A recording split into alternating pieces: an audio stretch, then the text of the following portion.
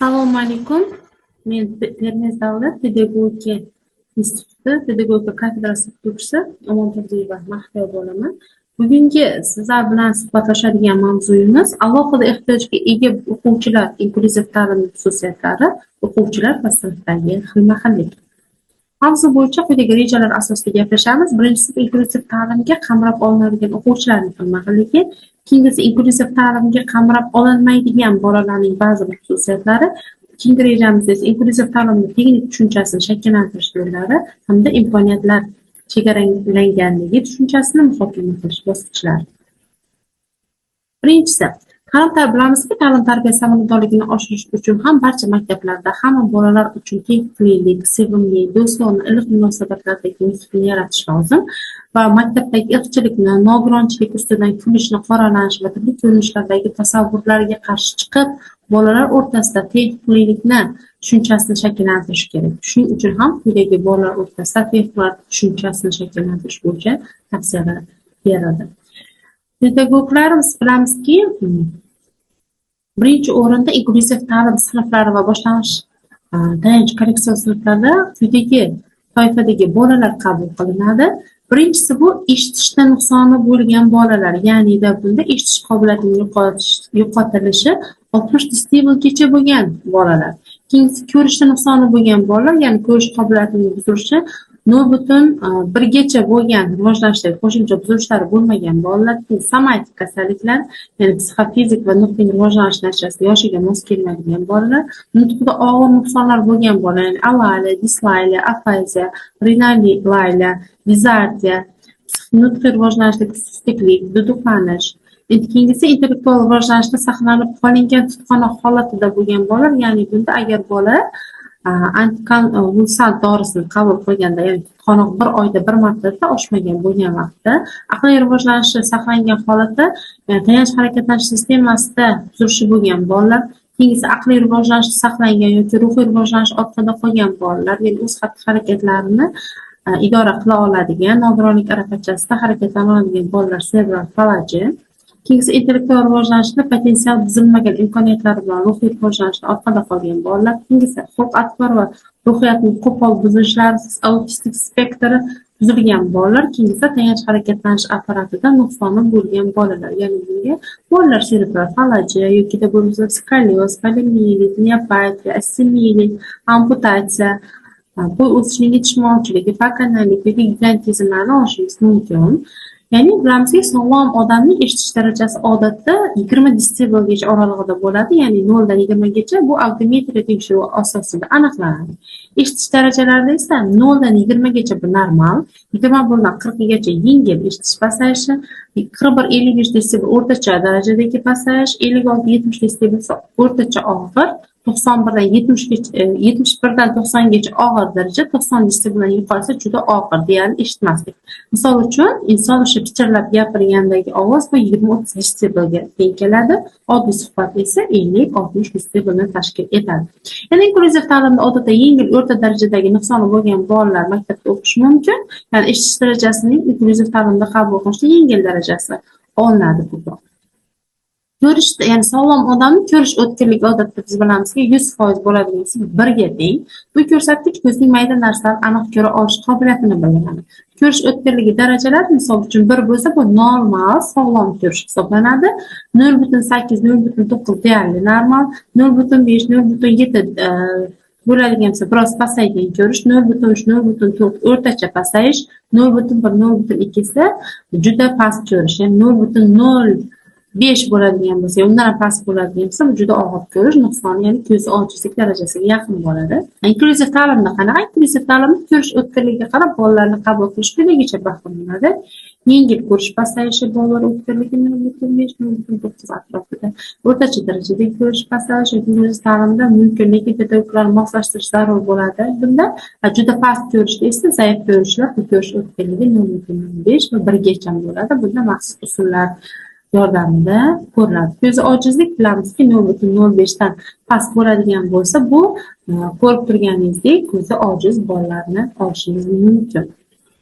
Ular maxsus maktablarda Braille alifbosi orqali o'qitiladi. Somatik kasalliklar. Somatik kasalliklar nima? Yunoncha so'zi sama bu tana degan ma'noni bildirib, bu ruhiy holat emas, balki bevosita tana a'zolari va tizimlarning funksional yoki organik shikastlanishi natijasida kelib chiqadigan kasallik hisoblanadi. Ushbu kasallik ruhiy omillar bilan bog'liq bo'lmagan tananing jismoniy holatdagi qaysidir ma'noda buzilishlarni o'z ichiga oladi. Somatik kasalliklar inson organizmidagi tizimlarga ko'ra quyidagicha tavsiflanadi. Ya'ni birinchisi bu yurak qon tomiri tizimida, ya'ni gipertoniya, yurak ishemik kasalligi, aritmiya kabilar yokida bo'lmasa nafas olish tizimida, ya'ni bronxial astma, pnevmoniya, surunkali bronxit bo'lishi mumkin. Ovqat hazm qilish tizimi kasalliklari, ya'ni bunga gastrit, oshqozon 12 barmog'ini ichak yarasi, kolit, endokrin tizimida qandli diabet, buqoq kasalliklari yokida tayanch harakat apatida, ya'ni revmatizm, artritlarni bular barchasi somatik kasalliklar turiga kiritishimiz mumkin. Alayla kasalligi qanaqa? Bu alayla biz bilamizki, kelib chiqish sabablari juda ham ko'p. Ya'ni homiladorlik vaqtida aylanib olib keluvchi faktorlar homila gipoksiyasi, homila ichi infeksiyasi, to'ch infeksiyasi bo'lishi mumkin. Bunda birinchi bu yerda turli xil o'sha kasalliklar oqibatida ham kelib chiqishi mumkin. Alayla bu sistemali kasallik ekanligi inobatga olib, logoped tomonidan mashg'ulotlar gapirish qobiliyatini har qanday jihatlariga e'tibor qaratadi. Ya'ni shu so'zlarni hosil qilishi, uni to'g'ri talaffuz qilishiga e'tibor beriladi, fonetika bilan bog'liq muammolar bartaraf etiladi. Logoped muolajalar o'z ichiga logaritmika, ya'ni logopedik massajni kiritish mumkin. Autizm spektr bu bilamiz, autizm bu miyaning rivojlanishi yoki ishlashiga buzilish natijasida yuzaga keladi. Odatda autizm ko'pincha 2 yoshli bolalarda namoyon bo'ladi. Autizm asab tizimi kasalliklarida tasniflaydi ko'pincha tibbiy xodimlar, ammo autizm kasallik emas, balki rivojlanishdagi alohida holat degan fikr ham mavjud. Kasallik o'g'il bolalarda qizlarga nisbatan 4 barobar ko'proq kunga qadar aniqlangan. Autizmning keng tarqalgan simptomlarini agar sanaydigan bo'lsak, o'sha bola odatda ismiga juda ham e'tiborsiz bo'ladi, yolg'iz o'ynashni yoqtiradi, ko'ziga qarashdan qochadi. 12-14 oylik davrda ham oddiy murojaat, nutq, ya'ni kel, ol, qo'y kabi so'z ishoralar umuman tushunmaydi, nimanidir istaganni ko'rsatgich barmog'ini ishlatmaydi. Aynan shu jismlar, misol uchun mashina ballonlari boshqa o'yinchoqlarda ko'proq qiziqqan, ya'ni mashina ballonini soatlab aylantirib o'ynab o'tirishi mumkin. Til jihatdan ham, nutq jihatdan ham orqada qolish holatlari kuzatiladi. Miopatiya nima? Miopatiya bu muskullarning zo'rayib boruvchi ozishi bilan kechadigan kasallik hisoblanadi. Asosan bolalik davridan boshlanadi. Miopatiya muskullar funksiyalarining buzilishi degan ma'noni bildiradi. Ya'ni miomuskul strofaya esa ozish, buzilish, kichrayish degan ma'noni bildiradi. Miopatiya bu aksariyat 18-19 asrlarda bir qator nefrolog olimlar, ya'ni Sharp, Ebro, Dushen tomonidan o'rganilgan va belgilari yozib olingan. Miopatiya uchun xos bo'lgan umumiy belgilar deyarli barcha miopatiya bolalar o'smirlar davrida boshlanadi. Bu kasallikning aksariyati nasliy xususiyatga ega va ko'p hollarda oilaviy bo'lib o'tishadi. Kasallik sekin-asta boshlanadi va juda zo'rayib boradi. Dastlabki simptom bu muskullar holsiz o'sha dastlab son va tos muskullarda simmetrik tarzda rivojlanadi. Biroq ba'zi miopatiyalar esa shu yuz yelka muskullari og'ishdan ham boshlashi mumkin. Miopatiya uchun xos bo'lgan umumiy belgilarni aytdik. Mana miopatiya kasalligiga chalingan bolalar ko'rishi mana shu holatlarda ham ko'rib kuzatish mumkin ekan. Inklyuziv ta'lim sinfida boshlang'ich o'sha tayanch korreksion sinflariga qabul qilinmaydigan toifadagi bolalar quyidagilar, ya'ni birinchisi aqli o'ta zaif bolalar. Ya'ni bular impulsiv hamda idiotiyaga chalingan bolalar, ya'ni alegriya, xulq-atvar og'ir buzilishlar, ya'ni bunda hissiy irodaviy sohasida buzilishlari bo'lgan bolalar, tayanch harakat apparatida nuqsoni bo'lgan bolalar ravishda o'sha o'zlari mustaqil ravishda harakatlana olmaydigan, o'z-o'ziga xizmat ko'rsata olmaydigan bolalar, ko'r va butunlay kar bolalar, tez-tez takrorlanadigan epileptik tutqanoqdan aziyat chekadigan bolalar, markaziy nerv tizimiga shikast yetganligi tufayli sedita natijasi ko'rmaydigan bolalarni biz inklyuziv ta'limga qabul qila olmaymiz.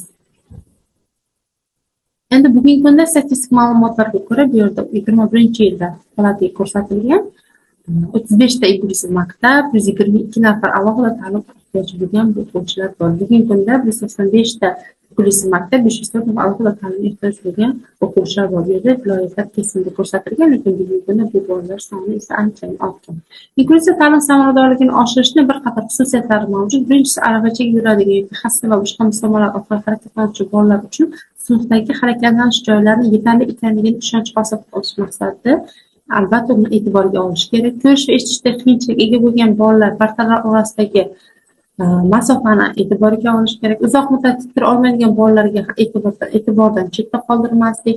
Agar bolaga diqqatni jamlash yoki ko'rinmas yashirin, ya'ni deylik autizm, bu o'z natijasida tinch o'tirishga qiynalsa, boshqa o'quvchilar aytilgan vazifalar bilan mashg'ulotlarni diqqatini oshirish kerak. Inklyuziv ta'limda tenglik tushunchasi ham mavjud. Bu uchun albatta o'quvchilar o'rtasidagi tenglikni amalga oshirish uchun pedagogning asosiy vazifasi hisoblanadi. Ya'ni ular o'rtasidagi doimo to'siqni bartaraf etish, ularni tezroq adaptatsiya holatiga olib kelishga albatta pedagoglar o'zining katta yordamini ko'rsatishi mumkin. Kasal bo'lgan yoki qisqa muddatda biror joyini jarohatlagan inson bilan nogiron inson o'rtasidagi farqni tushuntiring. Ya'ni bu yerda bolalarga kasallik yoki jarohatlanish tajribasiga ega. Ya'ni hamma ham imkoniyatga ega emas ekanligini tushuntirish. Nogiron insondan o'z hayoti haqida gapirib berishni iltimos qiling. Bu bolalar uchun albatta katta taassurot qoldiradi va ular o'rtasidagi to'siqlarni bartaraf etishga ham yordam berishi mumkin. Ikkinchisi, sinfda oshkoralik tamoyili asosida barcha masalalarni muhokama qilish lozim. Ya'ni bolalar o'z tajribalarini yoki o'zlari taniydigan masalan qarindoshi yoki do'stlarining haqida gapirib berishlari mumkin. Ya'ni ular o'rtasidagi imkoniyati cheklanganlik darajasi bolalar uchun oddiy holat ekanligini ularning ongiga singdirish kerak. Pedagog sizga chiqqan nogiron yoki imkoniyati cheklangan bolani sinfda istalgan imkoniyati cheklangan bolaga eshitgan yutuqlarning qobiliyatlarini qayd etib borish mumkin. Uni rag'batlantirish, o'z o'rni davomida o'quvchilarga aslo o'sha laqab qo'yishni imkoniyatini yaratib bermaslik kerak. Yani imkoniyati chegaralangan tushunchasini muhokama qilish bosqichlarida birinchi o'rinda nogironlik yoki imkoniyati cheklanganlik degan so'zdan umuman uyalmaslik. Siz chunki kimlarnidir imkoniyati cheklanganini bayon etish uchun ko'prik vazifasini bajarasiz. Darslarda nogironlar hayotlarida bog'lab olib borish, masalan, tarix darslarida imkoniyati cheklangan bolalar haqidagi tarixiy materiallarni kuzatish, juda ham o'sha imkoniyati cheklangan bolalar o'rtasidagi buyuk shaxslarning bor ekanligini misollar tariqasida ham ko'rsatish albatta ular o'rtasidagi to'siqlarni yoki bo'lmasam ulardagi ruhiyatni yanada yaxshilashga yordam beradi.